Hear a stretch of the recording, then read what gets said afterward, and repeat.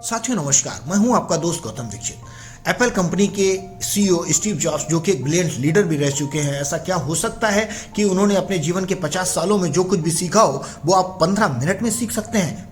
इसका जवाब है हाँ, ऐसा हो सकता है। तो स्टीव जॉब्स ने स्टैनफोर्ड यूनिवर्सिटी में एक स्पीच दी थी, जो कि उन्होंने बताया था कि उनके जीवन की सबसे बड़ी लर्निंग थी। वो 15 मिनट में उन्होंने 3 कहानियों के माध्यम से पहुंचाया था। मैं अक्सर अपने मित्रों को देखता हूं कि जो कि अपने स्टीव जॉब्स की स्पीच के विषय में अपने सेमिनार्स में अक्सर पूछते हैं, तो ज़्यादातर लोगों का जवाब होता है ना, कि उन्होंने वो स्पीच नहीं सुनी है। ज़्यादातर लोगों ने उस स्पीच को नहीं सुना है क्योंकि वो स्पीच इंग्लिश में थी। संदीप माहेश्वरी सर भी अक्सर इस स्पीच के विषय में रिकमेंड करते हैं। मेरे मित्रों, अगर आप अपने जीवन में बड़ा बदलाव लाना चाहते हैं, अपने जीवन को एक नई ऊंचाइयों पे पहुंचाना चाहते हैं, तो संदीप सर भी अक्सर इस बात को हाईली रिकमेंड करते हैं कि प्रत्येक युवा को स्टीव जॉब्स सर के द्वारा स्टैनफोर्ड यूनिवर्सिटी में दी गई इस 15 मिनट की स्पीच को समय निकालकर अवश्य सुनना चाहिए। तो मित्रों, बिना कोई समय गवाए हुए मैं आता हूं अपने मूल मुद्दे पर। तो आज सारे शब्द स्टीव जॉब्स के हैं, बस मैं इन्हें अपनी आवाज़ दे रहा हूं और बहुत ही आसान भाषा का प्रयोग करके आप तक वो पूरी स्पीच को पहुंचा रहा हूं, जो कि विश्व की सबसे बेहतरीन स्पीच है। सिर्फ लैंग्वेज बैरियर की वजह से इसे आपने ना सुन पाया हो, तो मन की सारी चिंताओं और सारी बाहरी विचारों को जिंदगी से दूर करके आज आपके अंदर एक विस्फोटक परिवर्तन आएगा इस स्पीच को सुनने के बाद। तो आप आंदोलित हो उठेंगे। और आइए बिना किसी देरी के हम शुरू करते हैं। धन्यवाद।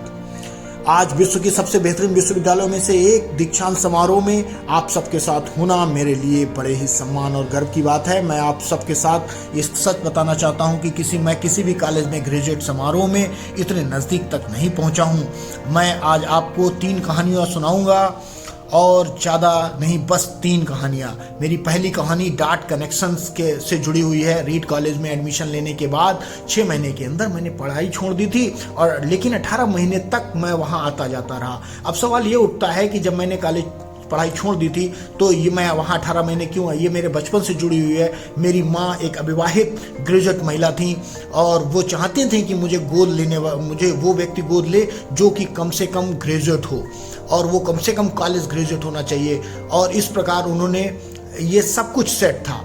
एक वकील और उनकी पत्नी के द्वारा मैं अडॉप्ट किया जाने वाला था, लेकिन जैसे ही मैं दुनिया में आने वाला था, लास्ट मिनट में उन्होंने अचानक अपना फैसला बदल दिया और उन्होंने कहा कि उन्हें एक बेबी गर्ल चाहिए। और लेकिन फिर आधी रात को मेरे माता पिता को फ़ोन किया गया, जो कि वेटिंग लिस्ट में थे। उन्हें कॉल करके बताया गया कि एक बेबी बॉय है, क्या आप उसको गोद लेना चाहते हैं? तो उन्होंने तुरंत हाँ कर दिया। और लेकिन इसके बाद मेरे जन्म देने वाली माता पिता को पता चला कि मुझे गोद लेने वाला व्यक्ति कॉलेज ग्रेजुएट नहीं है, इवन उसने हाई स्कूल भी पास नहीं किया है। तो मेरी माँ ने अंतिम समय में अडॉप्शन पेपर पर साइन करने से मना कर दिया। लेकिन फिर ही कुछ महीनों के बाद उन्होंने वादा किया कि मुझे कॉलेज ज़रूर भेजेंगे, और इस वजह से उन्होंने, मेरी माता मान गई और उन्होंने मुझे अडॉप्ट कर लिया। तो कुछ इस तरह से मेरी ज़िंदगी की शुरुआत होती है मित्रों। 17 साल की उम्र में मैं कॉलेज गया और स्टैनफोर्ड यूनिवर्सिटी जैसे गलती से मैंने महंगे कॉलेज में एडमिशन ले लिया, और वहाँ मेरे वर्किंग माता पिता की सारी पूंजी मेरी पढ़ाई पर खर्च होने लगी। 6 महीने के बाद ही मुझे अपनी पढ़ाई का कोई भी महत्व दिखाई नहीं पड़ता था। तो मुझे कोई भी आइडिया नहीं है कि उस समय मेरे पास, मैं कॉलेज में देर से पहुंचता था। मुझे अपने माता पिता की जीवन भर की पूंजी को जो पढ़ाई में खर्च होती जा रही थी, इसीलिए मैंने कॉलेज ड्रॉप आउट का फैसला कर लिया। मित्रों, अच्छा होगा कि उस समय मुझे इस चीज़ की बहुत ही डरावनी लग रही थी, लेकिन बाद में बीते समय में मुझे लगता है कि मेरी ज़िंदगी का सबसे बेस्ट डिसीजन था वो। अब आप सोचिए कि जैसे मैंने आपको बताना चाहता हूं कि जैसे ही मैंने कॉलेज ड्रॉप आउट का फैसला किया, मैंने वो क्लासेस करना छोड़ दी। मैंने सिर्फ अपने इंटरेस्ट की क्लासेस करना शुरू कर दी। क्योंकि मैं सब कुछ इतना आसान भी नहीं था, क्योंकि मेरे पास ना सोने के लिए कमरा नहीं था। मैं अपने दोस्तों के कमरों में जमी फर्श पर सोता था। मैं कोक की बोतलों के बदले में भोजन करता था। मैं संडे के दिन 7 मील दूर हरे कृष्णा मंदिर जाया करता था, ताकि मैं सप्ताह में एक दिन भरपेट भोजन कर सकूं मेरे मित्रों। अब आप सोचिए, यहाँ बहुत ये क्या है। मैं बताना चाहता हूँ आपको कि कॉलेज ड्रॉप आउट करना मेरी ज़िंदगी का बेस्ट डिसीजन था। उस समय रीड कॉलेज देश का सबसे बेहतरीन कॉलेज था, और वहाँ कैलीग्राफी सिखाई जाती थी।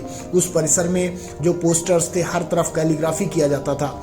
बहुत खूबसूरत हाथों से कैलीग्राफी की जाती थी, क्योंकि मैं कॉलेज में सामान्य क्लासेस की तरह मैं वहाँ नहीं जाता था। मैं सिर्फ कैलीग्राफी की क्लासेस करूँगा, ऐसा मैंने फैसला किया। इस तरह अच्छी तरह से साइंस टेरिफ टाइप की जो फेसेस बनाना और उनमें स्पेस नेवी करना मैंने सीख लिया। मैंने टेलीग्राफी को और कैसे अच्छा किया जाए मैंने ये सब सीखा, और बहुत ही खूबसूरत और ऐतिहासिक था और इतना आर्टिस्टिक था कि सब कुछ को साइंस के द्वारा कैप्चर नहीं किया जा सकता मेरे मित्रों। या मुझे आज बहुत आकर्षक लगता है, उस समय मेरे द्वारा किया गया ये विचार नहीं था कि मैं कभी भी जीवन में इसका लाभ उठा पाऊंगा। लेकिन 10 साल के बाद जब मैंने मैकिंटोश कंप्यूटर बनाया तो मैंने उस मैक में ये डिज़ाइन डाला और बहुत ही खूबसूरती से कैलीग्राफी का प्रयोग किया और विश्व का पहला कंप्यूटर बन के तैयार हुआ। और कॉलेज में पहले कैलीग्राफी में मैंने जो प्रवेश लिया था, मैक ने कभी भी उसको कॉपी किया, बाद में उसको फिर विंडोज़ ने मैक की कॉपी करके उसको ये इस तरह दुनिया में पहला पर्सनल कंप्यूटर सबके सामने आया। अवश्य ही जब मैं कॉलेज में था तो मुझे भविष्य के प्रति असंभावना थी, लेकिन बाद में मेरे डांट मिलते चले गए और 10 साल के बाद मैंने कुछ था मेरे सामने क्लियर नज़र आया। सारे डाट्स कनेक्ट हुए और मुझे विश्वास हो गया कि अभी जो कुछ भी मेरे साथ चल रहा है वह फ्यूचर की संभावनाओं को कनेक्ट करेगा। और किसी न किसी रूप में मुझे विश्वास हो गया कि मैं अपने भाग्य पर, अपने जीवन पर, अपने कर्मों पर और किसी न किसी चीज़ पर तो विश्वास करना ही होगा, क्योंकि एक बात पर विश्वास करना होगा कि आगे चलकर जो कुछ भी आज हमारे साथ घटित हो रहा है वो भविष्य में ज़रूर कहीं ना कहीं मेरे सामने रास्ते में ज़रूर आएगा। यही बात मैं बाकी लोगों को भी बताना चाहता हूँ कि मैंने पहली कहानी में सबसे बड़ी बात तो ये है कि आप जो कुछ भी कर रहे हैं उसको मन लगा के करिए। आगे चलकर आपको किसी न किसी रूप में, किसी न किसी तरीके से मैं विश्वास में रखकर आप इस बात को चलिए कि ये चीज़ आपके सामने ज़रूर आएगी। मेरी दूसरी कहानी, मैं बहुत से सौभाग्यशाली था और मुझे बहुत जल्दी मेरी प्रेमिका मिल गई। मैं अपने माता पिता की गैरेज से मैंने एप्पल कंपनी शुरू की और 20 वर्षों की आयु में मैंने शुरुआत की। 10 सालों के बाद एप्पल कंपनी 2 लोगों से बढ़कर $2 बिलियन और 4000 लोगों की कंपनी बन गई। मित्रों, 1 साल के अंदर ही अगले साल मैंने मैकिंटोश कंप्यूटर लॉन्च किया और मैं 30 साल का हो गया और मुझे कंपनी से निकाल दिया गया। आप सभी लोग सोच रहे होंगे कि मुझे मेरी ही कंपनी से कैसे निकाल दिया गया।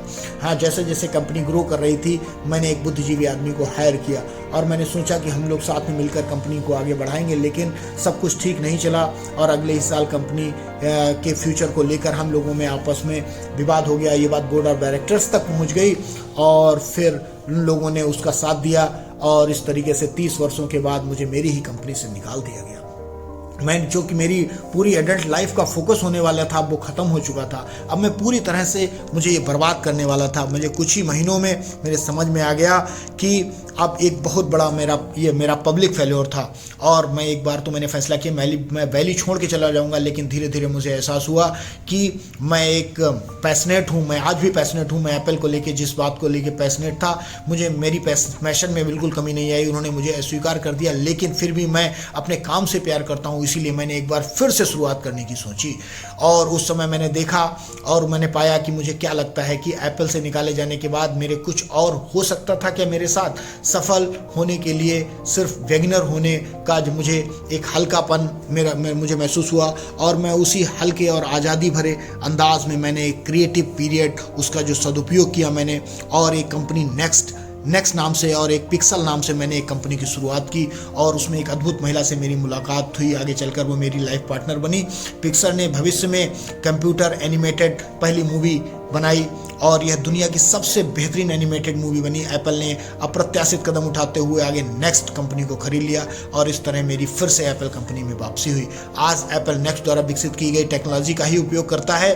तो यहाँ पूरे विश्वास के साथ मैं आपसे कहना चाहता हूँ कि अगर मुझे एप्पल से ना निकाला गया होता और मेरे साथ मुझे कड़वी दवा न दी गई होती तो मेरे विचारों से ये मैं मरीज को उसकी ज़रूरत थी और ज़िंदगी में इस तरीके की अगर ठोकर न मिली होती। लेकिन आज मेरा विश्वास है कि मैं सिर्फ इसीलिए आगे बढ़ पाया हूँ क्योंकि अब मैंने अपने काम से प्यार किया।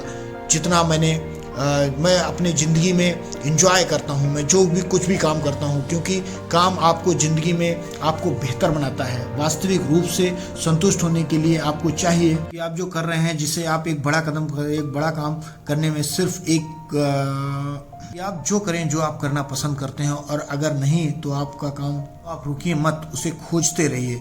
जैसा कि दिल से जुड़ी हर एक चीज़ के साथ होता है, वो जब आपको मिलेगी तब आपको पता चल जाएगा कि जैसा एक किसी अच्छी रिलेशनशिप में आपको लगता है कि समय के साथ साथ आपको चीज़ें मिलती रहती हैं, आपको रुकना नहीं है। मेरा तीसरी कहानी मृत्यु के विषय में है। जब मैं 17 साल का था तो मैंने एक कोट पढ़ा था कि आप हर दिन को ऐसे जिए जैसे ये ज़िंदगी का आखिरी दिन हो, और अपने आप को सही साबित करिए। मैंने अपने दिमाग में इसने बहुत बड़ी छाप छोड़ी और मैं 33 सालों तक हर रोज़ सुबह उठकर शीशे के सामने देखता था और मुझे खुद से एक सवाल करता हूँ कि अगर आज का दिन मेरी ज़िंदगी का आखिरी दिन होता तो मैं आज को मैं कैसे जीता। और अगर आपको कोई आंसर हाँ में मिले तो समझ जाता हूँ कि कुछ ना कुछ तो मेरे जीवन में नया होने वाला है। इस बात को याद रखना। दूर करने के लिए सबसे अच्छा तरीका यही है कि मैं किसी भी चीज़ को जो पहले करेंगे, ऐसा कोई भी कारण नहीं है कि आप अपने दिल की ना सुने। करीब 1 साल के बाद मुझे पता चला कि मुझे एक भयंकर कैंसर हो गया है और मुझे मेरे पैनक्रियाज में ट्यूमर है। और मैं सच कहूँ तो मैं आपको बता दूं कि मुझे ये भी नहीं पता था कि पैनक्रियाज कहाँ पर होता है। अलग तरीके से मुझे उपचार करने की आवश्यकता थी जब मेरे पास केवल 3 से 6 महीने ही बचे थे, और डॉक्टर्स ने मुझे सलाह दी कि आप अपना काम तेज़ी से करिए। यानी डॉक्टर का सीधा मतलब था कि आप जो भविष्य में आप 10 सालों में करने वाले थे वो अब आपको अपने जीवन के कुछ ही महीनों में आपका अंतिम समय आ गया है, आपको कुछ अंतिम समय में वो सारा काम पूरा करना है। और मेरी बायोप्सी तब एक शाम मेरी बायोप्सी की गई। मेरे पेट में एक जो एंडोस्कोपिक है उसको डालकर एक सुई के माध्यम से ट्यूमर से कुछ सेल्स को निकाला गया। लेकिन उस थकान और उस पूरी तरह से मेरी पत्नी और वहाँ पर कई लोग उपस्थित थे, डॉक्टर्स ने जब मेरे उस माइक्रोस्कोप से देखा तो वो रो पड़ा। और मेरी सेल को देखकर डॉक्टर समझ गया था कि मुझे बहुत ही दुर्लभ प्रकार का कैंसर हुआ है, जो कि मेरी सर्जरी से ठीक हो सकता है शायद। और उन्होंने मेरी सर्जरी की, लेकिन सौभाग्य से ये मैं सही हो गया और मौत को इतने करीब से मैंने पहले कभी नहीं देखा था। और मैं उम्मीद करता हूँ कि आने वाले कुछ समय में मैं उसको ना देखूँ। और सब देखने के बाद पूरे विश्वास के साथ मैं आपके साथ कहना चाहता हूँ कि विशुद्ध रूप से बौद्धिक संकल्पना है मृत्यु, और इसको कोई भी व्यक्ति मरना नहीं चाहता, जब तक कि इवन स्वर्ग जाने वाले लोग भी मरना नहीं चाहते। मृत्यु ही वह स्थान है जहाँ पर सभी लोगों को जाना है। आज तक कोई भी इंसान ऐसा नहीं हुआ है जो मृत्यु को प्राप्त करना चाहता हो, लेकिन मृत्यु एक जिंदगी को बदल देती है, पुराने को समाप्त करने का रास्ता खोलती है, और उस समय आप सभी लोगों को रास्ते साफ हो जाएंगे। इतना ज़्यादा नाटकीय होने के लिए मैं आप लोगों से माफ़ी चाहता हूँ, लेकिन यही सत्य है कि ज़िंदगी अपने रफ्तार से चलती रहती है। ज़िंदगी कभी में व्यर्थ समय आप बेकार की सोच में मत फंसिए और ज़िंदगी में आगे बढ़ते रहिए। अंदर की आवाज़ को सदा सुनिए, और सबसे महत्वपूर्ण बात है अपने दिल और अपनी सहज बुद्धि से बातें सुनिए। अपने अंदर की आवाज़ को सुनिए। तुम वास्तव में क्या बनना चाहते हो, अपने दिल की आवाज़ सुनिए। बाकी सारी चीज़ें सेकेंडरी हैं। अंत में आपसे मैं यही कहना चाहूँगा कि stay hungry and stay foolish. यह हमेशा याद रखो कि आप जीवन में अगर कुछ आगे बढ़ना चाहते हैं तो आपको आपकी इच्छाएं, आपको सदैव हंग्री, आपको भूखे रहना है और आपको मूर्ख बने रहना है। क्योंकि भूखा व्यक्ति कुछ करने की भूख, और मूर्ख व्यक्ति इसलिए क्योंकि यदि आप बुद्धिमान बनेंगे तो आप ज़िंदगी में कुछ सीख नहीं पाएंगे। तो मैं आपको कोई कुछ नहीं सिखा सकता। भूखे रहिए और मूर्ख रहिए। Stay hungry and stay foolish, यही मेरी बातचीत का सार है मित्रों। मैं हूँ आपका दोस्त गौतम दीक्षित, और ये वीडियो मैं आप तक पहुंचा रहा हूं कि बहुत कुछ इस स्पीच के माध्यम से आपने सीखा होगा। इस स्पीच को कन्वर्ट करने में यदि मुझसे कुछ त्रुटियां हुई हों मित्रों तो मुझे क्षमा करें। यदि आपको ये वीडियो पसंद आया हो तो चैनल को सब्सक्राइब करें, लाइक करें, शेयर करें।